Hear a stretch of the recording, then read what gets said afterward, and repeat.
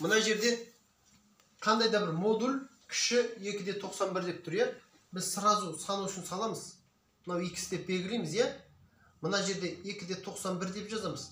Мына жақта минус 2,91 деп жазамыз. Мына санды өзін және қарама қарсы таңдаймыз. Тыңдаймыз. Міне, екеуін жазамыз. Енді осы саннан кіші деп тұрса, онда жауап мына аралық деген сөз.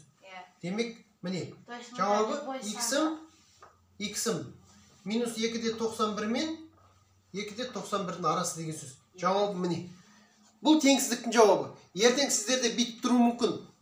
Мына аралықта қанша бүтін сан бар деуі мүмкін. Мынау бір жауап. Мысалы, теңсіздік шешу сонымен шештім, теңсіздіктің жауабы мынау. Мынаны егер шеш десе. Енді бізге мынадай сұрақ қою мүмкін.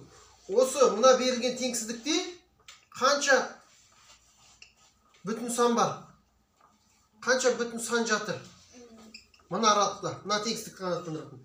Енді қараңыз, 2,91 ғой. Значит, нарда 2 бар, нарда 1 бар, нарда 0 бар, нарда минус 1 бар, минус 2 бар. Демек, неше бүтін сан бар нарда? 5 бүтін сан бар екен. Мына теңсіздікті қанаттандыратын. Кеше біз сандық сипаттамаларды көргенде осындай болды. Осындай теңсіздік болады да, неше бүтін сандарымыз салыстыр деді. Мысалы, нарда 5 бүтін сан бар екен, мына жиында. Ұнықты ма? Енді қараңыздар, бұның айырмашылығы және де мына теңсіздік қатаң деп аталады. Қатаң деп аталғандықтан тура мына бір жазуды ертең жауап бұлай тұрмау мүмкін. Жауап бұлай тұру мүмкін. Минус 2,91-ден 2,91-ге дейін. Міне. Именно міне теңсіздіктің түрі осылай тұрса, біз жай жақша жазамыз. Бұны жай жақша деп атайды. Енді міне просто міне екеуі есеп бір-біріне ұқсап тұр, түсініп тұрсыз ма? Міне есеп бір-біріне қатты ұқсайды. Мен бүйте салайын, мынаны 3 дей салайыншы. Міне есеп қатты ұқсайды. Екеуінің шешілу жолы тура осындай. Просто бұл жердегі ең главный акцент мына жерде ғана балалар. Қараңыздар. Міне мына жаққа не істеймін?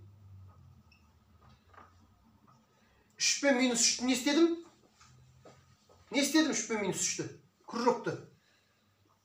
Не істедім? Боядым ба, бояған жоқ па? Бояп тастадым. Мында? Бояған жоқ. Міне, теңсіздіктің несі маңыздылығы осы арада. Қарап алыңыздар. Нарда боядым, мынада бояған жоқпын. Енді мына теңсіздік былай қарап тұр. 3-тен кіші, сондықтан жауабы осы аралықта. Значит, бұның жауабы былай болады.